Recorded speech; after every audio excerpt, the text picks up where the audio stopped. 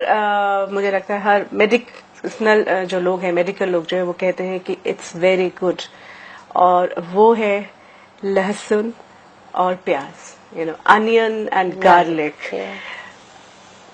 कई बार ये कहा गया है कि ये शुद्ध या सात्विक या प्योर नहीं है, लेकिन मेडिसिनल के लिए सुबह से ही शुरू हो जाना चाहिए। वो लहसुन खाना, प्याज खाना बहुत जरूरी है। भोजन को या कहे एनर्जी को 3 कैटेगरीज में हम क्लासिफाई कर सकते हैं। सात्विक, which is very pure high energy food. उसके बाद राजसिक, जो है एक्टिव, बहुत ज्यादा मूवमेंट वाला एनर्जी। और तीसरा है तामसिक, बहुत डल डेड फूड।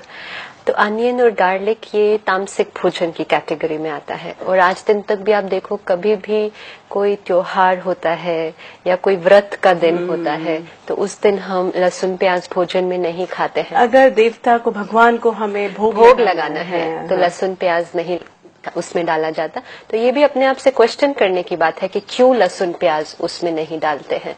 क्यों? क्योंकि कहीं ना कहीं तो इसका मतलब इंटेलेक्ट को ये पता है, या शायद अब तो हम इन बातों को ऐसे ही फॉलो कर रहे हैं without really understanding what it means.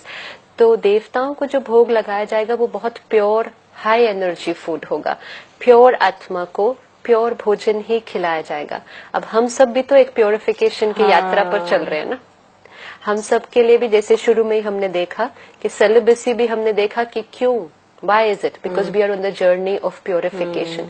तो उसी तरह सात्विक अन्न, क्योंकि we are all talking कि हमें एक प्योर मन चाहिए, हमें एक ऐसा मन चाहिए जिसमें से ईर्ष्या, क्रोध, नफरत, टेंशन ये सब निकल जाए, शांति, प्रेम, शक्ति ये आ जाए। तो अन्न कैसा चाहिए उसके लिए? Very high energy food. तो गार्लिक एंड अनियन, जैसे आपने कहा कि शरीर के लिए बहुत अच्छा है, नो डाउट अबाउट इट कि शरीर के लिए उसके हेल्थ बेनिफिट्स हैं, लेकिन वो मेंटल इमोशनल लेवल पर बहुत हानिकारक है। ये ऐसा भोजन है जिससे एंगर, अग्रेशन, एजिटेशन बहुत ज्यादा जनरेट होता है। और इसीलिए अगर आप अपने मन को शांत और स्थिर रखना चाहते हैं तो ऐसे भोजन से परहेज रखनी चाहिए। कई स्टडीज भी इस पर हुई है। खैर, हम तो क्योंकि परमात्मा ने जो बताया और जो आज दिन तक भी हम समझते हैं उस आधार से ये परहेज रखते हैं, लेकिन आज साइंटिस्ट भी ये स्टडी कर रहे हैं और ये बताते हैं कि गार्लिक अनियन के अंदर सल्फोन हाइड्रोक्सिल आयन होता है एंड ये वो ब्लड और ब्रेन बैरियर को ब्रेक करके पॉइजनस ब्रेन सेल्स क्रिएट करता है। तो इसीलिए ये बहुत ज्यादा नुकसान करता है और ब्रेन वेव्स जो होती है उसको डिसिंक्रोनाइज कर देता है। तो कहा जाता कि पहले समय में 1950s की बात है कि पायलट्स को कहा जाता था कि जब आप फ्लाइट टेस्ट के लिए आते हैं तो आपको उससे कुछ समय पहले तक गार्लिक नहीं खाना है, क्योंकि उससे आपका रिस्पॉन्स टाइम 2 या 3 गुना बढ़ जाएगा। और बॉब डेक जो ईईजी मशीन है वो मैन्युफैक्चर करते थे, तो उनका ये कहना है कि जिनके ऊपर वो स्टडी करते थे, ईईजी जो ब्रेन वेव्स हम लेते हैं, तो वो स्टडी जिन लोगों पर की जाती थी, अगर वो लंच में गार्लिक खाकर फिर आते थे तो देखा जाता था कि लंच के पश्चात जो ईईजी वेव उसकी निकलती, it used to be different.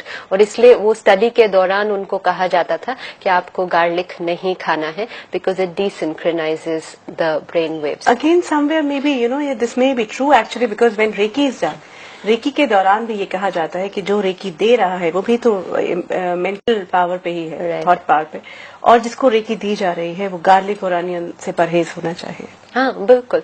तो इसलिए अगेन इट्स नॉट कि आपको ये करना ही है, नथिंग इज कंपल्सरी, लेकिन जितना जितना आप वो प्योरिफिकेशन के रास्ते पर चलना चाहते हैं तो ये चीजें आपको मदद करती हैं कि आप एक तरफ से हाई एनर्जी जनरेट करना चाहते हैं तो उसमें आप लो एनर्जी फूड क्यों खाएंगे जो आपको पुल डाउन करे। तो क्यों ना ऐसा हाई एनर्जी भोजन खाया जाए जो आपकी एनर्जी लेवल को और भी बढ़ाता है। तो अनियन गार्लिक की इस कारण से परहेज की जाती। और इंडियन कल्चर में तो शायद ये बहुत इजीली एक्सेप्टेड होता है, लेकिन सिर्फ ये कि हमने उसको आज दिन तक कुछ दिनों के लिए स्पेसिफिक रखा। अब जब हमें समझ में आ जाती है तो हमारे लिए वो पवित्र दिन सिर्फ 1 या 2 दिन नहीं साल में, लेकिन पूरा जीवन ही बन जाता। तो इसीलिए हम ये प्याज और लहसुन की परहेज रखते हैं। Actually if we understand again everything depends upon understanding और अनुभव। जैसा कि नॉन वेज के साथ भी है, एक अनुभव करके देखने की कोशिश है। और दूसरी बात अगेन अनियन एंड गार्लिक, और खासकर बात यह है कि क्यों हम एक्सपेरिमेंट करें, क्योंकि हम ये समझ रहे हैं कि ये ज्ञान हमें आ रहा है सीधा परमात्मा से। तो